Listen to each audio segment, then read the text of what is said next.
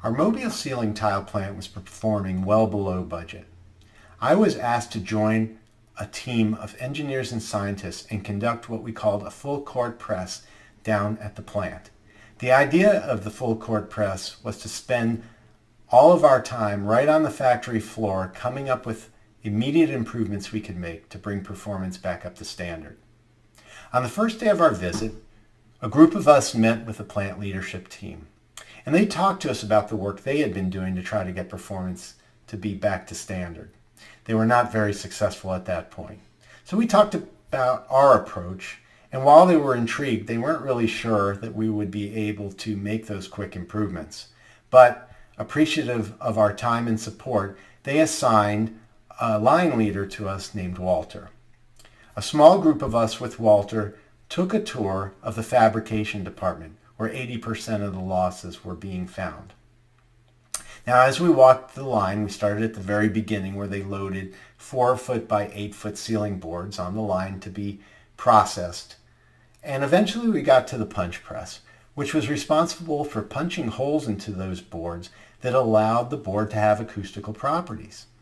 As the boards traveled through the press, they stopped at a thing called a stop gate, which temporarily stopped the board so that the board behind it would be punched in the press at the right location in the right position. Well, what we noticed as the boards hit the stop gate, cracks were forming in the edges, as it appeared that the boards were not hitting the gate in a square or perpendicular position. When we talked to the press operator about this, he assured us that these cracks were not a problem and they would be trimmed out further down the line as the boards were going to be produced as 2-foot by 4-foot finished ceiling tiles.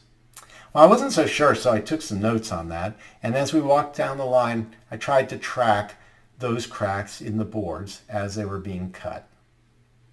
When we came to final inspection, which was the last stage before boards were put in the package, I noticed that 2 inspectors were having a hard time keeping up with the amount of scrap that was being generated. It appeared that they were removing at least 1 out of every 3 boards. And because things were happening so quickly, they had to shut the line down quite frequently. At one line stop, I asked an inspector what she was seeing. She handed me a few boards and I noticed cracks very similar to what we had seen back at the press. I thanked her for that and asked her to do her best to keep up while we were going to address the issues that we were seeing. We went back to the punch press and showed the press operator the same cracks in the finished boards that we had seen in the larger boards, and he was shocked. Immediately we shut down the line to see if we could figure out where the cracks were coming from. When we locked out the press, I crawled inside and noticed that there were guide rails that were supposed to be straight, but they were curved like bananas. And what we found out was that was allowing the board to rotate inside the press so that it came to the stop gate at an angle, causing the cracks. So the first question I asked was, how often do you change out these rails? To which the press operator in Walter said, I don't know that we've ever changed out the rails. Now I knew that most of our other plants in the network had a 6-month to 1-year schedule for swapping out the rails. So I asked if they had any replacement rails in their maintenance storeroom. The good news was they did. So within a few minutes, we were able to get a new set of straight rails and had removed the banana-shaped rails out of the press. After reinstalling the straight rails, we started the press back up and were horrified to find more cracks in the boards. But upon quick review, what we found out was the stop gates were not perpendicular to the travel of the board through the press. They had been angled to meet those rotating boards that were going through the press. Once we straightened those rails out, the cracks went away, and all the scrap that had been generated was reduced essentially to 0. And the line stops were reduced as well.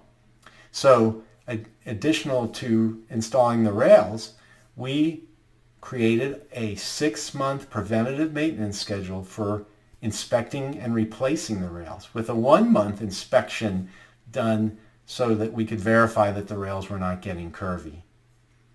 Now, the lesson in all this is that although we should trust the people that we work with, We should also verify with true data before we make a final decision on how things are going.